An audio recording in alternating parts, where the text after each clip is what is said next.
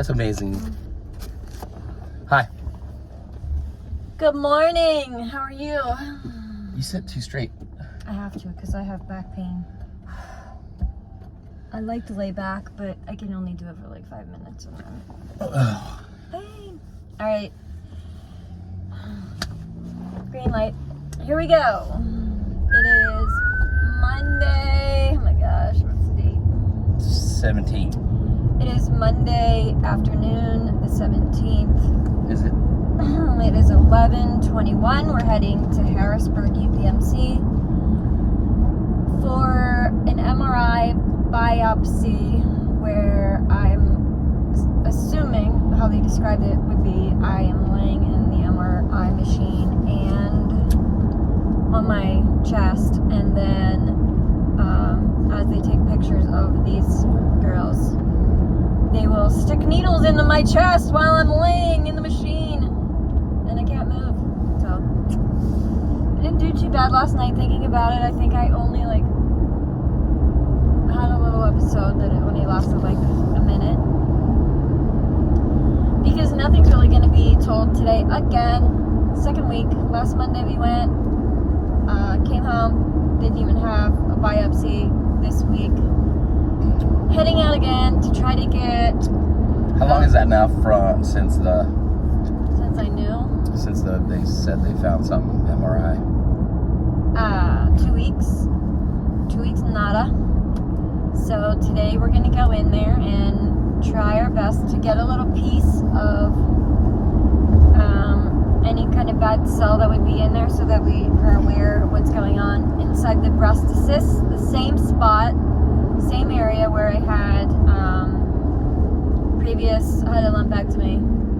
So it's amazing that the technology of an MRI machine can see something that is so tiny that you can't feel it with your finger or see it on an ultrasound, which is good news for me because it's early detection, and that's the most important thing about getting your MRIs. And if you feel a bump, it's crazy because my first thought was, if I have to go to any surgery, it better not be over Christmas or Thanksgiving. So see how our minds go from trying to save your life to, oh wait, I have plans and I don't want to mess that up. Like, Everything's on hold. Yeah, like, what am I doing? It doesn't matter. Like, if I need to get this out or my boobs off or whatever the case, I don't want to be like opening up my schedule book and penciling you in for January because it suits my schedule. Like, I have to buck up and realize, I think that's why my anxiety is a little bit high, because I feel that I deserve a couple good holidays and Christmases in a row, and I've had 2021 and here we go. I'm like totally back to the unknown, so it's kind of why I'm freaking out. But anyway, so here's how to prepare. First of all, MRI is a little different than ultrasound. You basically have to take off all your rings, your earrings, which I have to do. I have a necklace and no makeup, and I woke up and my hair was a frizz, so I just put this little clip in. But if you can see, there's like metal in there, so that puppy's got to come out too at some point, and trust me, they'll catch it. So basically be stripped of everything when I walk in the place. So remember to take off jewelry, or you'll have to do all that when you get in there, and sometimes I can't get my rings off and it takes a while. So I brought this. Bring a little bag, because that way you don't have your like $1 million wedding ring just floating around in some drawer in the locker room or whatever it is. So bring something that you can keep in the car if you don't take them all off. Where's your $1 million wedding ring? Before you leave the house. They're so pretty.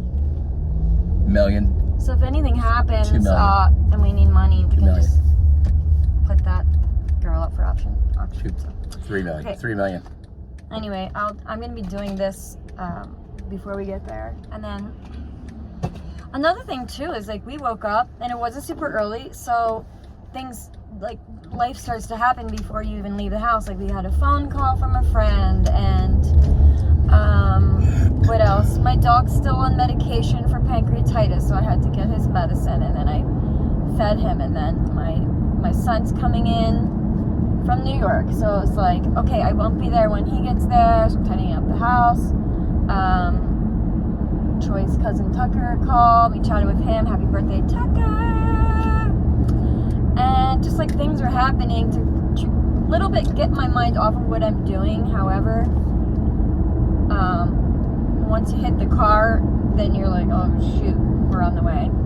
Another thing too is I checked my phone and I got lots of text messages from people who know that I'm on my way this morning, and so I will tend to look at that on my way because it's like encouraging knowing that my daughter's thinking of me, and you know, all the family that texts that they're actually right now as I'm going, even though they're not here, they're praying and they're supporting what's going on here. And then I also saved one for you, and I have no idea what this is going to say, so I got an audio message of support from my girl Jill.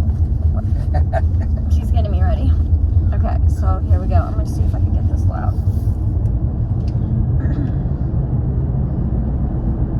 Alright, here we go. I'm going to see if you can hear this.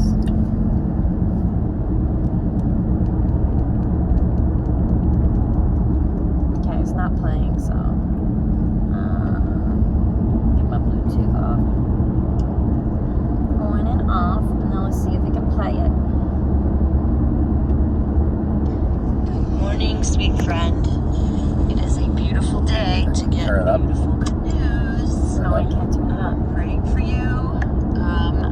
My gut is telling me that everything is fine, and I hope you get that confirmation today or in the next couple days.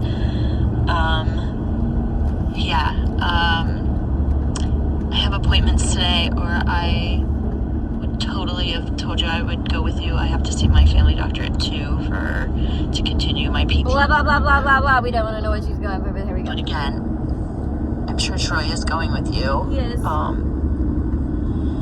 And sorry, I got distracted. I'm driving. Again, keep me posted. I just wanted you to know I'm thinking of you today. And I know you are a strong, strong woman of God, and He's got you, and I've got you, and yeah, I love you, and you're gonna get good news today. I just know it. Thank you. I love you, Jill. Feel that way too. See what I mean? Like, so when you hear someone's voice or you get a text, it empowers you. So that was a good example of, you know, someone who's going for a test. Look right over there, breast cancer survivor on the license plate. Send them a text. Don't feel like you're not bothering whoever it is. And sometimes I know people want to be private, but you can text. You know they'll see it. Don't expect a response, but just like be supportive for that person. At all times through the whole entire journey, it feels so good to know that it's not just me fighting this or like getting the news, but it's Troy and it's Jill and it's my mom and my kids and, you know, my family and friends. And so, you know, those things help you to stay strong mentally when you're thinking about tanking on the I feel alone and I have no idea what I'm gonna do. And again, the thing we talked about last time was have a driver. So here we are again, another Monday with the T Mills Express, Yes. bringing it to you. So yes, we are protecting them brass. Yes, we are. Pound it. So, what else? I don't know. I didn't really have much to say because in this trip I'm really totally trying to avoid the situation and not even think about it until I'm getting out of the car. Just walk in, you know. Yeah. Just walk in, Yeah. So today we won't really know anything either. They're just gonna take it, and then they send it to pathology, and then pathology takes 2,000 years to read it. I mean, 2 weeks probably. And then that's when you get really, really nervous because it's like flipping a coin, basically. You know, there's nothing that's gonna allow me to make the percentage at this point better either way, whether it's good cells or bad cells. The most important thing that I can do right now is to stay calm, don't be stressed, exercise, eat healthy, and stay supported. As the trouble comes knocking, just keep on rocking. Yeah, so we might hit the studio later. Oh yeah, we should do some video of that stuff. We also have a hot tub, so that is like the best for relaxing. But I mean, if you don't have a hot tub, you can do meditation or take a walk or some things like that. Keep living. Yeah, so got anything else for me? So how's your day? Keep on living. Oh. What's up? I'm living. Yeah. I'm here with my bunny wabbit. I'm here for my bunny wabbit. And it feels good. I'm nervous. I'm scared. But I'm not gonna let you know that. Yeah, but you gotta tell them how you feel, because there are a lot of husbands and drivers and friends that are driving, and like, I don't know how you feel. I'm nervous, and I don't know how you feel, so tell them. Nervous, scared. I push it away because, and it's kind of weird, but I feel like I get bravery knowing that I have to be strong for you. You know what I mean? So it kind of gives me that opportunity to take a couple deep breaths. So when you're around, I'm like, let's go. Tennis coach, you know? I'm gonna win. Positive, I'm here for you. But, you know, when I think ahead, I don't want to, you know, I don't want to think ahead. I don't want to think ahead. So I try to like stay in the moment, I guess, you know what I mean? Yeah. And then just, truthfully, the only thing that really does really help is, I want to say, like, when I'm alone, I cry, but I'll cry in front of you. It's okay. It's okay. And I think this time around, I'm stronger to the point where, like, when I got diagnosed the first time, he knew that he could not show me any kind of fear, because if I saw fear on him, I thought that I was going to die. And so he had to be super, super strong. But this time, I'm not worried at all. No. But this time I feel stronger. I think my faith has grown in positivity, and I'm able to talk about death, and I'm able to share it with him, and I'm able to tell him whether I die or I don't. There are things that I've had conversations with him that I've been able to, and he listens, you know, because I want him to feel better about what's happening and to not be as scared. And I told him that this time you can show your emotion, because that helps me to know that this time around that he cares, like that. Because sometimes I'm like, yeah, it does. Well, you can be too strong. Yeah, when he's too strong, it makes me think, like, did you even especially like when he accidentally forgot that he was coming with me Monday. Every time. And every time that he will forget and make another plan, it just like it crushes my soul, because I'm like, you forgot about me, but that's not true. The fact is, boys will be boys.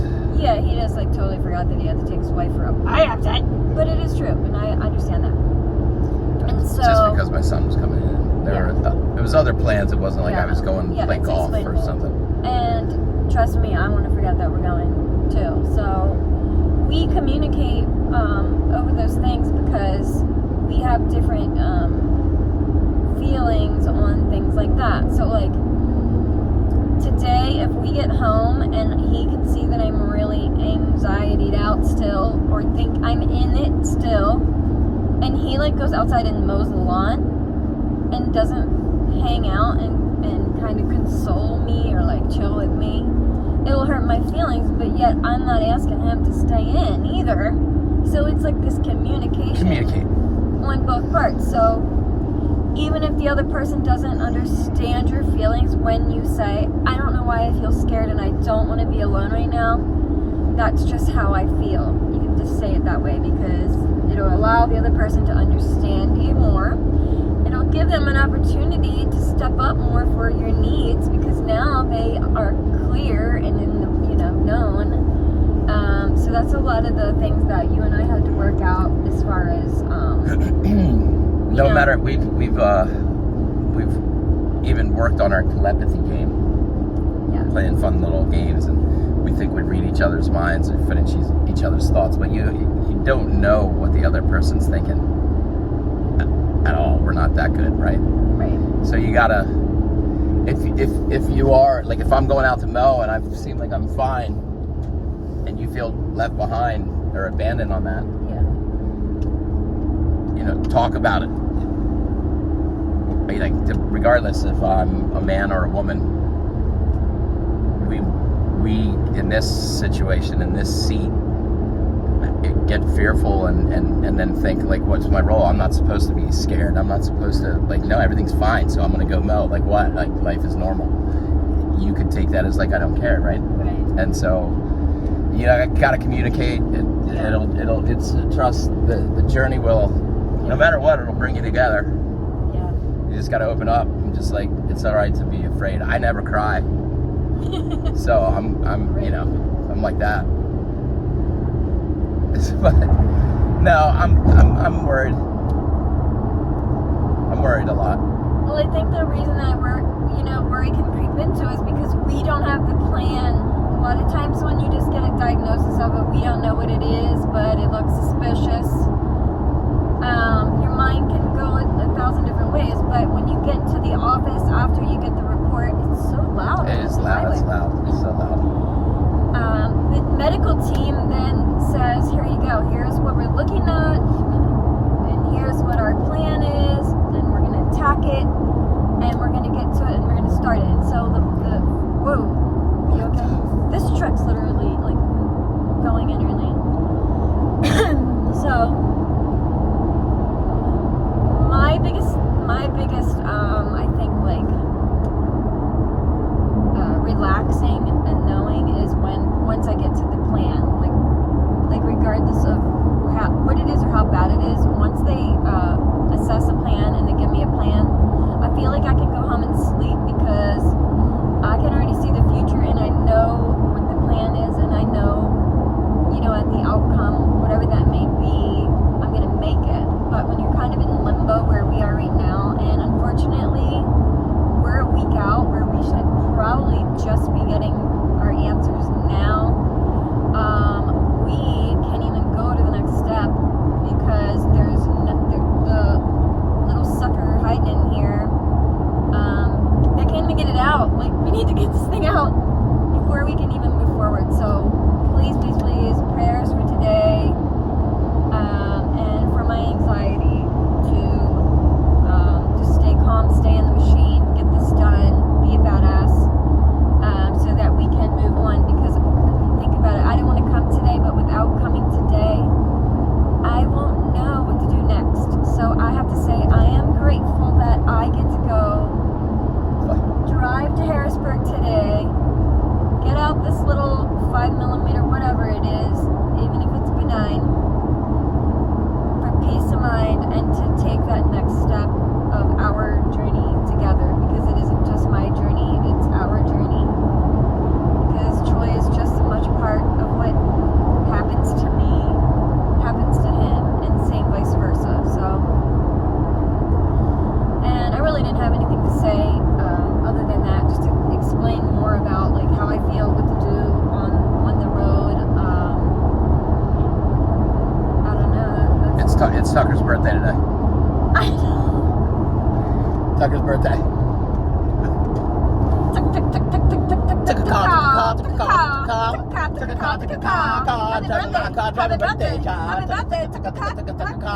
Happy birthday song. Chicken wing. Tucker car. We love you, dude. Happy birthday. Happy birthday. Happy birthday.